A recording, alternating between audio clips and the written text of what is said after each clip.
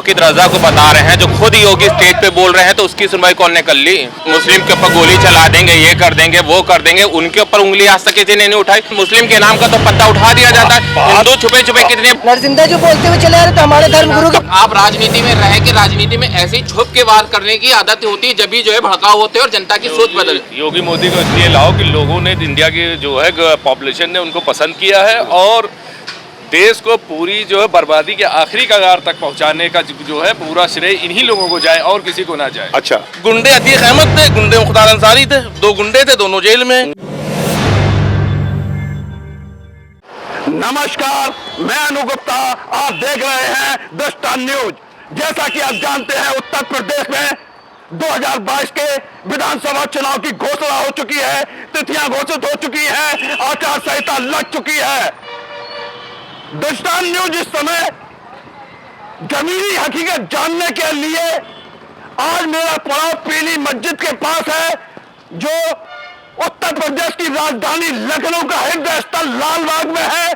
हम यहाँ के लोगों से जानना चाहेंगे कि पिछले 5 साल में 2017 से 22 तक भारतीय जनता पार्टी की सरकार योगी आदित्यनाथ के नेतृत्व में चल रही थी, उनके द्वारा जो योजनाएं चल रही थी, योगी आदित्यनाथ बहुत चल के बोल रहे हैं कि 2022 का चुनाव हमारा विकास के मुद्दे पर होगा, लॉ एंड ऑर्डर के मुद्दे पर होगा। हम यहाँ के लोगों से जानना चाहेंगे, क्या वास्तव में उत्तर प्रदेश में चलने वाली जो भी योजनाएं थी, उनका लाभ समाज के अंतिम पायदान पर खड़े हुए गरीब व्यक्तित्व को मिला है कि नहीं मिला है? प्रधानमंत्री आवास योजना के आवास उनको मिले हैं कि नहीं मिले हैं? शौचालय जो प्रधानमंत्री के द्वारा चलाई जा रही योजना है, वो उनको मिले हैं कि नहीं मिले हैं? मैं ये सारे तथ्य जानने के लिए, जमीनी हकीकत सच्चाई जानने के लिए यहाँ के लोगों से बात करके जानेंगे। पीली मस्जिद के पास लालबाग में काफी लोग यहाँ इकट्ठे हो चुके हैं, जिनसे मैं ये जानना चाहता हूँ कि उत्तर प्रदेश के सरकार जो दावा कर रही है कि मैंने 5 साल विकास किया है, हमारा विकास समाज के अंतिम व्यक्तित्व तक पहुंचा है, मैं यहाँ के लोगों से जानना चाहता हूँ। आपका शुभ नाम? रईस अहमद खान। मुख्यमंत्री जी बार बार ये दावा कर रहे हैं कि मैं 2022 का चुनाव जो है विकास के मुद्दे पे लड़ूंगा। क्या विकास मिला है?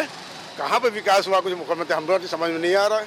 नहीं, वो तो कह रहे हैं हमने प्रधानमंत्री रोजगार योजना के तहत हमने आवास दिए हैं, हमने शौचालय दिए हैं, हमने राशन बांट रहे हैं, हमने लॉकडाउन में घर घर राशन पहुंचाया है। पेपर पे सब कुछ दिया उन्होंने, पेपर पे सबूत दिया, जमीन स्तर पे कुछ भी नहीं दिख रहा है हमको। शहर के अंदर उन्होंने कहा था कि 15 दिन के अंदर, 1.5 महीने के अंदर हम गड्ढा मुक्त सड़कें कर देंगे। आज सड़कों की हालत आप देख लीजिए क्या हो रही, आप गंदगी देख लीजिए क्या हो रही है, कहीं पे इंक्रोचमेंट कोई नहीं, कहीं पे कोई सफाई नहीं है।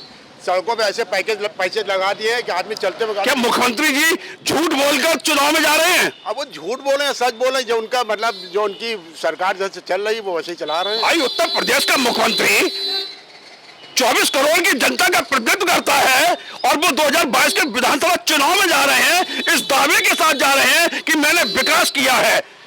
भाई, विकास कहाँ दिख रहा है? अगर दावा किया है तो आपको कोई योजना नहीं मिली? हमको भाई कोई योजना का लाभ नहीं मिला। योजना जो चल रही है, जिसको योजना का लाभ मिला वो अपने बोले, हमको तो योजना का लाभ नहीं मिला। आपको लगता है कि क्या ये विकास का लाभ जो है आम लोगों को मिला है? हाँ, जमीनी स्तर पे विकास तो दिखाई दे रहा है, लेकिन वो इंटीरियर में दिखाई दे रहा है। शहरी क्षेत्रों में इन सब चीजों से जमीनी हकीकत से दूर हैं हम लोग। और काम किया है तो सत्ता में आएंगे और नहीं किया है तो जनता उनको नकारेगी। एक नारा लगा करता था, चल गुंडों की छाती पर मोहर लगेगी हाथी पर। ये नारे के बावजूद ही 5-5 साल सरकारें चलती रही, गुंडे तांडव करते रहे, हमारी बहन बेटियों की अस्पत लुटती रही। क्या इन 5 सालों में लाइन ऑर्डर के नाम पे मुख्यमंत्री जी ने कोई कार्य किया है? नहीं, कानून व्यवस्था तो टाइट हुई है। कानून व्यवस्था में गुंडों का क्या कहते हैं अंदर डर आया है, और अगर इसी तरीके से कानून व्यवस्था रही तो गुंडे यूपी छोड़ के बाहर भागेंगे। इसमें कोई दो राय नहीं कि लॉ एंड ऑर्डर कंट्रोल में रहा है। भाई, अखिलेश यादव की सरकार में बाप के सामने बेटे की अस्मत लुटती थी, बेटी के सामने माँ की अस्मत लुटती थी। क्या इन 5 सालों में इस तरीके की घटनाओं की पुनरावृत्ति आपको देखने को मिली? नहीं, कुछ जो भी हुई है बहुत हुई है, ऐसा तो है नहीं। अस्मत बहुत सी लूटी गई है, किस कदर अनफेयर ड्यूटी का किस कदर क्राइम हुआ है। लेकिन पहले तो जिसके साथ घटना होती थी थानों में रिपोर्ट नहीं लिखी जाती थी, लोग थाने में जाने में डरते थे। रिपोर्ट तो अभी भी बहुत कम लिखी जा रही है। कौन सी अभी रिपोर्ट लिखी जा रही है भाई? जो जिनकी मतलब वो रिपोर्ट लिख रहा है, जो नहीं समझ में आ रहा उनकी रिपोर्ट नहीं लिखी जा रही है। किसे वोट देंगे आप? भाई वोट तो जो अच्छा काम करेगा उसी को देंगे। नहीं, आपकी नजर में किन सरकारों ने काम अच्छा किया? भाई अभी तो कोई डिसाइड नहीं कर सकते, अभी देखिए आने दीजिए समीकरण क्या बनता है। जैसा कि अखिलेश यादव लगातार रोज प्रेस कॉन्फ्रेंस करके घोषणा कर रहे हैं कि पुरानी पेंशन बहाल करेंगे।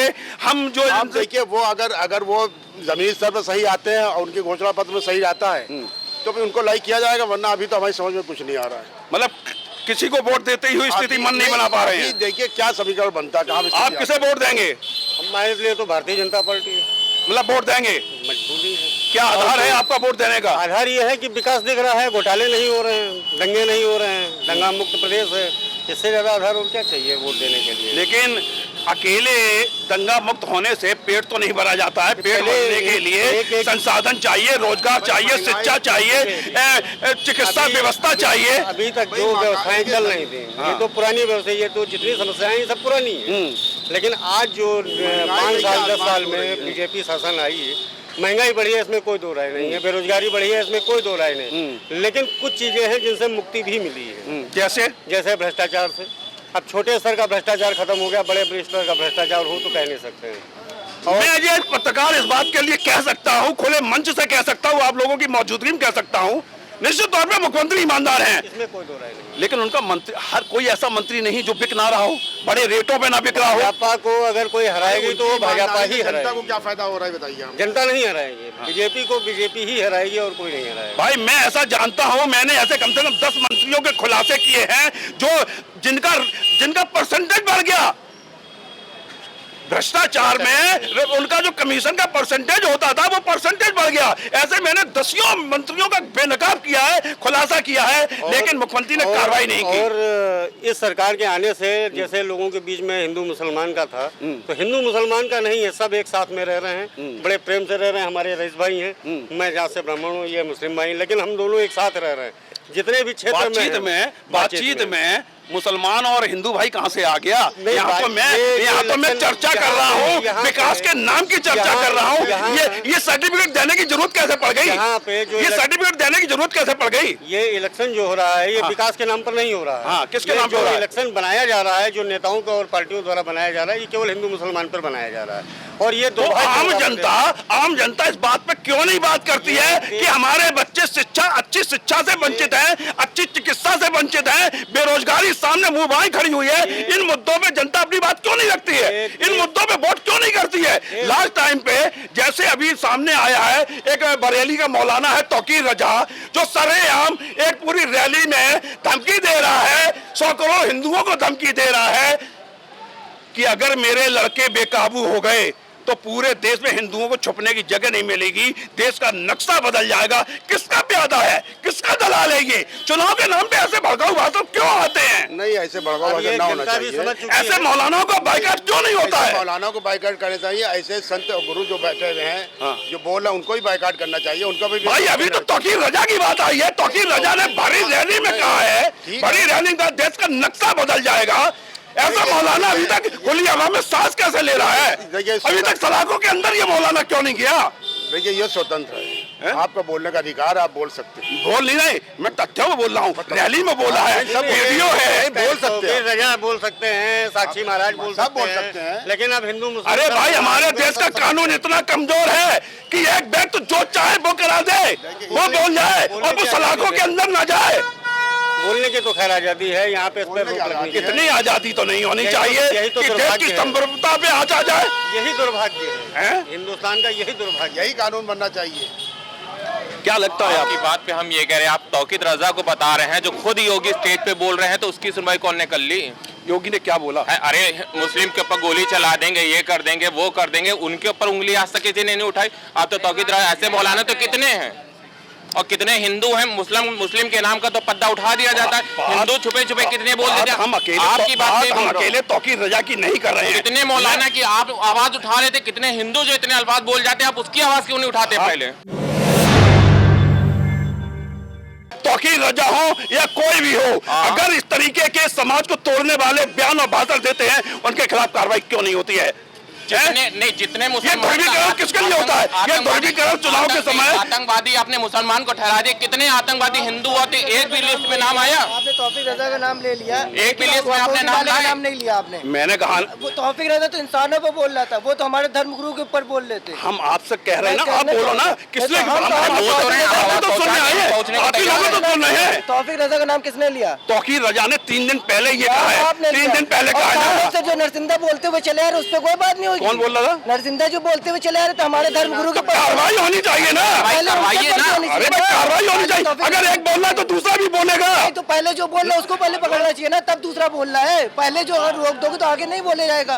तो ये आपने तौफीक रजा का नाम लिया, पहले उनका नाम तौकीर रजा ने चुनाव के एंड चुनाव पे बोला है, एंड चुनाव पे बोला है, एंड चुनाव में किसको ध्रुवीकरण कराने के लिए उन्होंने ये भाषण दिए हैं, किसके पक्ष में?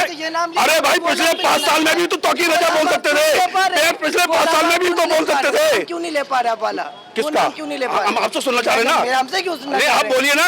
तौकीर रजा का नाम आपने उठाया। हाँ, तो पूरी वो बहस में आप इसलिए यहाँ नेता खड़े हैं जो बोलने वाले हैं, जो मुसलमान पे आपने एक का भी नाम लिया? वो इसलिए उठ रहा है, तौकीर रजा पे नाम इसलिए उठ रहा है। क्या बात करते हो नाम लेने की? हम आप जनमानस है ना, आप जनमानस है, आप लीजिए ना, आप लीजिए ना। आप ये न्यूज़ है क्लिप काट के पेश करेंगे, जो हिंदू की जहाँ आएगा वो क्लिप काट के पेश होगी। एक चीज में क्लियर कर दूं, तौकीर रजा का नाम इसलिए लिया है कि पिछले 5 साल में तौकीर रजा कहीं नहीं दिखाई दे रहे थे। चुनाव के समय पे जब प्रियंका गांधी उनके दरवाजे पर जाती हैं, कांग्रेस को वोट देने की अपील करते हैं, तब ये बात आती है। कौन नेता जितने सारे नेता सब एक साथ बैठ के डिनर करते हैं, तो वरना एक सत्ता से छोड़ के दूसरे सत्ता में आदमी लेता ही ना। चलिए वो नेताओं का चरित्र है, सत्ता का चरित्र है। मौलाना बीच में क्यों कूद रहे हैं? मौलाना भी बीच में क्यों कूद रहे हैं? क्यों बीच में आ रहे हैं? पंडित भी बिके। अरे भाई आप एक के ऊपर इल्जाम नहीं लगा सकते कि ये बिक रहा है, पंडित भी बिका है। हम आपसे क्या कह रहे हैं, 3 सत्ता के नजदीक तिथियां घोषित होते ही खन, आचार संहिता लगते ही खन तौकीर रजा बोले हैं, बड़ी महफिल में बोले हैं।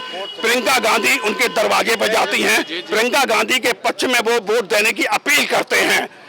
क्या ये ध्रुवीकरण के लिए ये बयान दिया गया है? वो देखिए, वो अपनी सजा भुगतेगा, लेकिन यहाँ तो जनता भुगत रही है। हम दूसरी बात कर रहे हैं, क्या ये ध्रुवीकरण कराने के लिए, वोट का ध्रुवीकरण कराने के लिए? आपकी बात पे हम कह रहे हैं, नेता खड़े होकर रैली लेके जाता है, नेता जब रैली पिटने की बात आती है तो जनता पिट जाती है, नेता फौरन पहुंच जाता है। जनता इतनी मूर्ख क्यों है? क्यों जाती है? अरे तो जनता क्यों जाती है? जनता क्यों जाती है?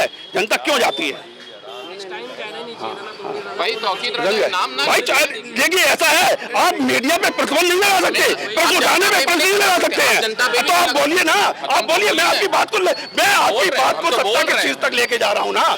ना देखिए, लेकिन आप राजनीति को लाइए, हिंदू मुस्लिम को किनारे करिए। बात मुस्लिम हिंदू की नहीं, जिंदगी आखिरी दम तक के हिंदू मुस्लिम चलता ही रहेगा। बात हिंदू मुस्लिम की है ही नहीं है। बात ये है कि किसके पक्ष में माहौल बनाने की कोशिश के लिए ये बयान दिया गया है। बात इस पे उठ रही है, बात इस पे उठ रही है। वो 5 साल में क्या करते रहे, क्या नहीं करते रहे, उसमें कोई लेना देना नहीं। पूर्व में भी बहुत बयान दिए हैं। चुनाव की तिथियां घोषित हो चुकी थी, आचार संहिता लग चुकी थी, और देश की सबसे पुरानी पार्टी की राष्ट्रीय महासचिव। आप राजनीति में रह के राजनीति में ऐसे छुप के वार करने की आदत होती है, जब भी जो है भड़काव होते हैं और जनता की सोच बदलती है। योगी मोदी को फिर से लाओ भाई। समझ रहे हैं? नहीं, क्यों लाएं? योगी मोदी क्यों लाएं? योगी मोदी को इसलिए लाओ कि लोगों ने, इंडिया की जो है पॉपुलेशन ने उनको पसंद किया है, और देश को पूरी जो है बर्बादी के आखिरी कगार तक पहुंचाने का जो है पूरा श्रेय इन्हीं लोगों को जाए और किसी को ना जाए। अच्छा, हाँ, इसलिए योगी का आना जरूरी है, मोदी का आना जरूरी है। पूरी तरीके से हाँ, आखिरी दौर तक हमारा मतलब बर्बादी के आखिरी शासक के तौर पे इतिहास में दर्ज किए जाएं। इतिहास में दर्ज होना चाहिए ताकि।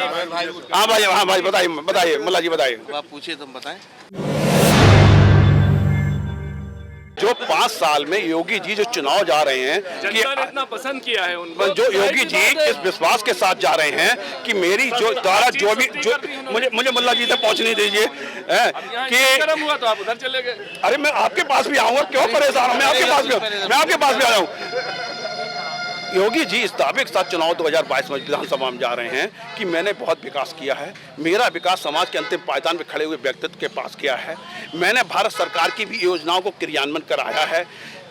प्रधानमंत्री रोजगार योजना के तहत जो आवास मिलने थे वो आवास दिए गए हैं गरीबों को, जिनके ऊपर छत नहीं थी, जिनके यहाँ शौचालय नहीं थे वो शौचालय हमने बनवाए हैं। हमने घर घर लोगों को राशन पहुंचाया है, हमने भेदभाव नहीं किया है। और इस जो हमारा योजनाओं का जो क्रियान्वयन था वो बिना भेदभाव के दिया गया है। क्या आप इससे सहमत हैं? हम इससे कहीं सहमत नहीं है। बात रही आवास की, तो आवास किसको मिला? इतनी भीड़ में आप पूछे किसी को आवास मिला हो। बात रही राशन की, तो राशन से महंगा झोला था, 15 लाख आए अकाउंट में। राशन से महंगा झोला था। जिस पे मोदी जी का और योगी जी का फोटो लगा था वो झोले की ज्यादा वैल्यू थी, ना कि राशन की वैल्यू थी। अब आप ये हिंदू खतरे वाली बात जो है कि हिंदू खतरे में, तो कौन बोल रहा है हिंदू खतरे में? हर आदमी कह रहा है हिंदू खतरे में। नहीं, हमें तो नहीं लग रहा। बीजेपी के नेता नहीं, 600 साल मुगलों ने राज किया, हिंदू खतरे में नहीं था। 200 साल अंग्रेजों ने राज किया, मुगलों खतरे में नहीं था। 70 साल कांग्रेस ने राज किया, हिंदू खतरे में नहीं था। इस 7 साल में हिंदू खतरे में आ गया। वोट किसे देंगे इस बार? ये कोई कहने की बात, हम समाजवादी लोग समाजवादी को वोट देंगे। अखिलेश यादव प्रदेश बचाते हैं, अखिलेश यादव प्रदेश बचाएंगे और कोई है ही नहीं अखिलेश यादव के अलावा। लेकिन लोग कहते हैं समाजवादी पार्टी में गुंडे बहुत चढ़ के आ जाती है, गुंडे एकदम हावी हो जाते हैं। गुंडे अतीक अहमद थे, गुंडे मुख्तार अंसारी थे, 2 गुंडे थे, दोनों जेल में। अभय सिंह गुंडे नहीं है, धनंजय सिंह गुंडे नहीं है, अभय सिंह गुंडे नहीं है, ब्रजेश सिंह 106 मुकदमे हैं, गुंडे नहीं है, MLC है। जैसे ही सरकार आई अब ब्रजेश सिंह MLC हो गए। 50 ठाकुर हैं जो गुंडे हैं, जो इस टाइम गुंडे नहीं है। एक गुंडा जो है टूर्नामेंट का उद्घाटन करने जा रहा है, धनंजय सिंह वो गुंडा नहीं है। गुंडे खाली 2 हैं, अतीक अहमद और मुख्तार अंसारी। तीसरा गुंडा आपको उत्तर प्रदेश में मिलेगा ही। मुख्तार को तो रॉबिन हुड कहा जाता है, गुंडे कहाँ कहा जाता है? मुख्तार अगर रॉबिन हुड नहीं तो चुन के कैसे आ जाते? रॉबिन हुड तो है ही वो गुंडे, वो आपकी निगाह में, हमारी निगाह में गुंडे नहीं है। जो आदमी चुन के आ रहा है वो गुंडा नहीं हो सकता। आजम खान बकरी चोर है, 9 बार का विधायक चुन के आया है। जो आदमी चुन के आएगा वो गलत नहीं हो सकता है। तो इस 5 साल की योजना में किसी तरह का आपको कोई लाभ नहीं मिला? हमको क्या, किसी को कोई लाभ नहीं मिला, सिर्फ बेवकूफियां हुई हैं। तो ये सब चला कहाँ गया? कहाँ, कौन सा चला? ये कौन सा लाभ हुआ है? दिन आएंगे तब लाभ मेट्रो है, लाभ एक्सप्रेस वे है, आगरा एक्सप्रेस वे जो आदमी 4 घंटे में दिल्ली पहुंच रहा है, जो लाभ देने वो लाभ है। लाभ इकाना स्टेडियम है। योगी जी जिस विश्वास भरोसे के साथ उत्तर प्रदेश में आप 2022 के विधानसभा चुनाव में जा रहे हैं कि हमने विकास की योजनाओं का लाभ अंतिम पायदान पर दिया है, लेकिन लखनऊ के हृदय स्थल लालबाग में पीली मस्जिद के लोगों से जब मैंने सीधे सीधे रूबरू किया, उन योजनाओं के मिलने वाले लाभ की सच्चाई जानी, लोग कह रहे हैं यहाँ पे कोई लाभ हमको नहीं मिला है, किसी प्रकार का लाभ नहीं मिला है। योगी जी ने अगर लाइन ऑर्डर के नाम पे मुख्तार अंसारी और अतीक अहमद को जेल के अंदर डाला है, तो जितने ठाकुर क्रिमिनल और माफिया थे वो सलाखों के बाहर कैसे हैं? धनंजय सिंह क्रिकेट कैसे खेल रहे हैं? धनंजय सिंह कैसे टूर्नामेंट का उद्घाटन कर रहे हैं? कैमरामैन कुणाल के साथ मैं नु गुप्ता, द स्टार न्यूज।